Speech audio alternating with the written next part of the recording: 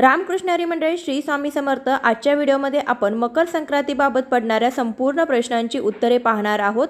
यापैकी तुमच्या मनामध्ये कोणती शंका असेल तर तुम्ही हा व्हिडिओ पूर्ण पहा, तुमच्या मनामध्ये कोणतीही शंका राहणार नाही।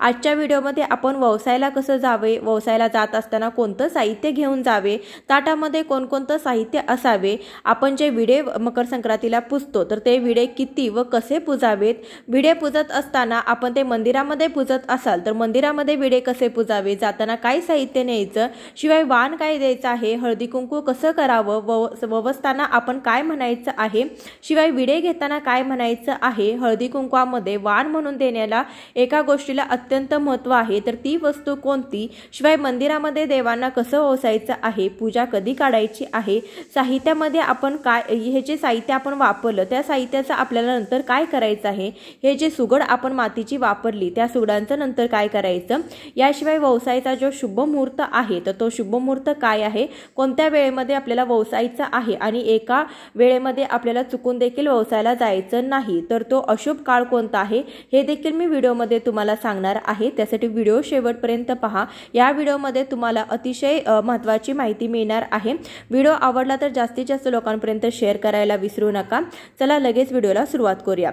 मकर संक्रांतीच्या दिवशी आपण सुगड पूजन करतो। काही ठिकाणी भोगीच्या दिवशी केलं जातं तर काही ठिकाणी मकर संक्रांतीच्या दिवशी केलं जातं। आमच्याकडे मकर संक्रांतीच्या दिवशी केलं जातं।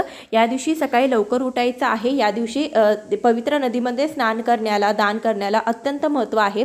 आपल्याला पवित्र नदीमध्ये जाऊन स्नान करणं शक्य नसेल तर या दिवशी तुम्ही घरामध्ये जे आंघोळीचं पाणी आहे त्यामध्ये तीळ आणि थोडंसं गंगाजल टाकून त्याने स्नान केलं तरी देखील चालेल।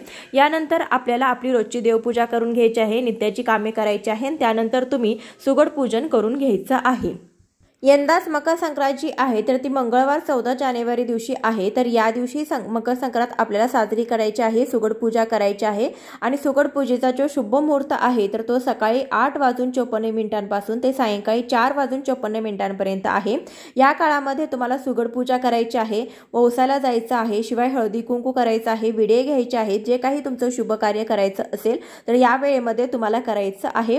म्हणजे सायंकाळी 4:54 म्हणजे सुमारे आपल्याला 5 वाजेपर्यंत हा जो शुभ काळ आहे या शुभ काळामध्ये आपल्याला ही सर्व कामे करून घ्यायची आहेत। शिवाय या दिवसाचा जो राहू काळ आहे तर तो 3 वाजून ते 4:30 वाजेपर्यंत आहे। म्हणजे दुपारी 3 वाजल्यापासून 4:30 वाजेपर्यंत या वेळेमध्ये राहू काळ आहे। हा 1.5 तास जो अशुभ काळ आहे तो शक्यतो वगळण्याचा प्रयत्न करायचा आहे आणि उरलेल्या इतर वेळेमध्ये तुम्ही सुगड पूजन किंवा हळदी कुंकू व्यवसायाचा कार्यक्रम तुम्ही करू शकता। तर इथे आपण जो शुभ मुहूर्त आहे तर तो शुभ मुहूर्त पाहिलेला आहे। यानंतर मी एक सांगेन की भोगीच्या दिवशी आपण केस धुवायचे असतात, महिलांनी संक्रांतीच्या दिवशी केस धुवायचे नाहीत। यानंतर बघा आपण जी सुगड पूजा आहे तर ती सुगड पूजा कशी करायची तर याबद्दलचा सविस्तर व्हिडिओ आपल्या चॅनलवरती अपलोड झालेला आहे, तो पाहून तुम्ही सुगड पूजा करू शकता। आजच्या व्हिडिओमध्ये आपण व्यवसायाचं कसं ते पाहणार आहोत। तर या व्यवसायाला जाण्याच्या अगोदर आपण सुगड पूजा केल्यानंतर आपली जी छोटी सुगड आपण तुळशीची म्हणून ठेवली होती तर त्या सुगडीला आपण पदर लावून ती सुगड घ्यायची आहे आणि ती पहिल्यांदा तुळशीला अर्पण करायची आहे आणि त्यानंतरच आपल्याला व्यवसायाला जायचं आहे। तर व्यवसायाला जाण्याच्या अगोदर हे काम नक्की करायचं आहे। काही जण ज्या 5 सुगडी पुजलेल्या आहेत त्यातीलच एक सुगड तुळशीला देतात तर काही जण असं आमच्याकडे एक बारकी जी सुगड आहे तर ती सेपरेट मिळते आणि ती सुगड तुळशीमध्ये ठेवली जाते। तर सर्वात आधी तुळशीची पूजा करून घ्यायची, तुळशीला हळदी कुंकू लावून घ्यायचं आहे, त्यानंतर तुळशीला तिळगुळ देखील व्हायचं आहे। तुम्ही तिळगुळ जे विकत आपण पांढरं हलवा आणतो ते वाहू शकता किंवा आपल्याकडे जे तीळ आणि गुळ असतात ते देखील वाहू शकता। त्यानंतर जी सुगड आपण घेतलेली होती, जी संक्रांत घेतलेली होती त्यामध्ये आपण वाण भरलेलं होतं, त्याला असा पदर लावून आपण ते वाण आहे, ती वाण भरलेली सुगड आहे ती तुळशी मातेला अर्पण करायची आहे। तर त्यानंतर आपण सर्वात आधी तुळशीला ओवासणार आहोत आणि तुळशीला ओवसून आपण घरातील देवी देवतांना ओवसून त्यानंतरच आपण व्यवसायाला जायचं आहे। व्यवसायाला जाण्यासाठी आपण जी छोटी पंती घेतली होती त्यामध्ये तीळ आणि गुलाल घेतला होता तर ते थोडंसं घ्यायचं आणि 3 वेळा असं खालून वरती तुळशी मातेला आपण ओवसून घ्यायचं आहे आणि त्यानंतरच आपण व्यवसायाला जायचं आहे। यानंतर तुम्ही घरातील जे काही देवी देवता आहेत तर त्यांना देखील तुम्ही ओवसू शकता। ववसायला मंदिरामध्ये गेल्यानंतर स्त्री देवतेला आपल्याला ववसायचं आहे, पुरुष देवतेला ववसायचं नाही। ववसायला जात असताना आपण विठ्ठल रुक्मिणीच्या मंदिरामध्ये जातो किंवा राम सीतेच्या मंदिरामध्ये जातो। तर सीतेला रुक्मिणीला आपण ववसायचं आहे, रामाला किंवा विठ्ठलाला ववसायचं नसतं। ववसायला जात असताना आपण ही छोटीशी पंती आहे तर ती पंती आणि एक सुगड घेऊन जायचं असतं। बऱ्याच ठिकाणी 2 सुगड घेऊन गेले जातात। एक सुगड जी आहे तर ती मंदिरामध्ये अर्पण केली जाते आणि एका सुगडीने ववसलं जातं। तर काही ठिकाणी 5ही सुगड घेऊन गेले जातात आणि त्या 5ही सुगड एकमेकींना वाण म्हणून देतात। तुमच्याकडे जशी पद्धत आहे त्या पद्धतीने तुम्ही करू शकता। आमच्याकडे एक सुगड घेऊन गेलं जातं आणि त्या सुगडीवरती पंती घेतली जाते, त्यामध्ये गुलाल आणि तीळ घातलं जातं। सुगड घेऊन जात असताना ती सुगड कधीही अशीच घेऊन जाऊ नये, त्या सुगडीला आपण असा पदर लावायचा आहे, कारण आपलं जे वाण आहे तर ते उघडं पडू नये असं त्यामागे म्हटलं जातं। त्यासाठी सुगड कधीही अशीच घेऊन न जाता त्याला आपण पदर घेऊन जायचा, लावून घेऊन जायचं आहे।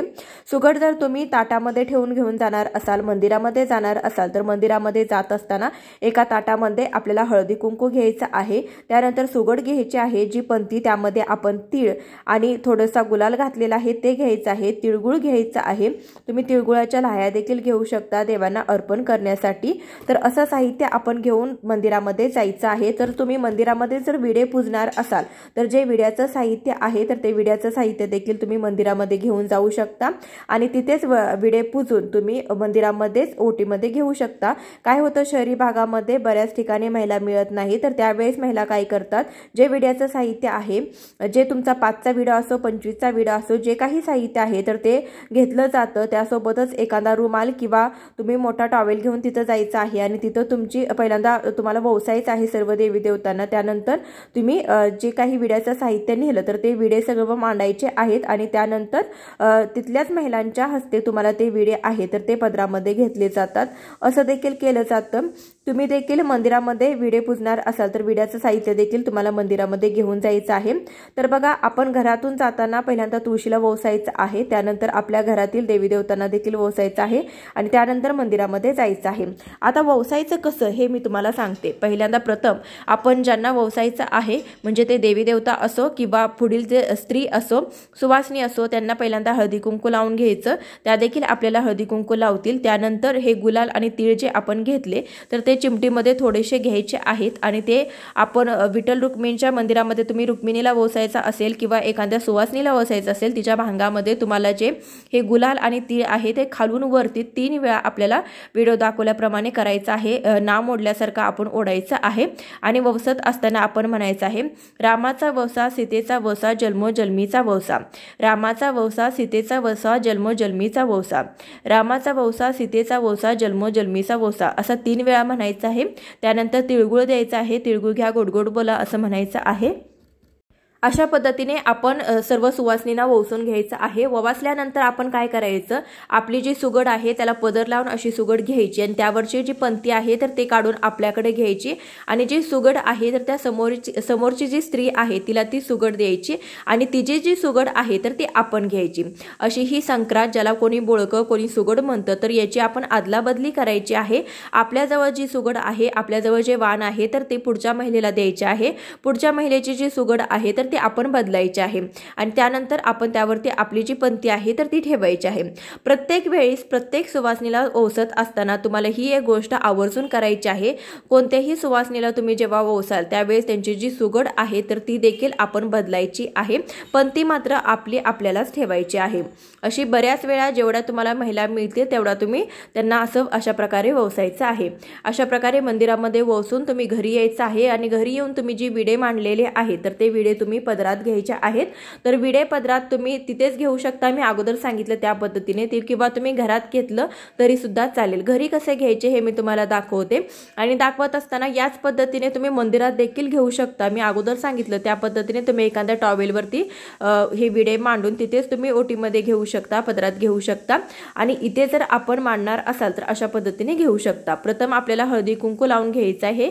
ज्या महिलाचे हे विडे आहे त्यांनी खाली बसायचं आहे, आसनावरती बसायचं ठेवायचं आणि त्यानंतर जे येणाऱ्या 5 सुवासिनी असतील तर त्यांनी पहिल्यांदा त्यासनी हळदी कुंकू लावून घ्यायचं। त्यानंतर हे जे विडे आहेत तर ते विडे उचलून आपल्या पदरामध्ये घालायचं आहे। शक्यतो लक्षात ठेवा, आपण जे हे विडे घेतो तर ते पदरामध्ये घ्यायचे आहेत। विडे कधीही ओटीमध्ये घेऊ नका, कारण की ओटीमध्ये आपण गौरीचे दोरे घेतो आणि जे हे संक्रांतीचे विडे असतात तर ते पदरामध्ये घेतले जातात। तर पदरामध्ये घालत असताना ज्या 5 सुवासिनी आलेल्या आहेत त्यांनी प्रत्येकी एक एक विडा उचलून पदरामध्ये घालावा, किंवा ज्या 5 सुवासिनी आलेल्या आहेत त्यातील एकीनेच हे 5 विडे उचलावेत आणि 5 जणीने त्याच्या एकमेकींच्या हाताला हात लावला तरी सुद्धा चालेल, असं देखील केलं जातं। विडे पदरामध्ये देत असताना म्हणायचं आहे, सीता सावित्रीचा वौसा आला नगरात घ्या पदरात, असं म्हणून आपण हे जे विडे आहेत तर ते पदरात घालायचे आहेत। तेथील समोरील महिलेने प्रश्न विचारायचा आहे, घेती राणी कुणाची। त्यानंतर आपण आपलं मिस्टरांचं नाव सांगायचं आहे आणि त्यांना उलट प्रश्न करायचा आहे, देती राणी कुणाची। अशा प्रकारे आपण जे हे विडे आहे तर ते पदरामध्ये घ्यायचे आहेत।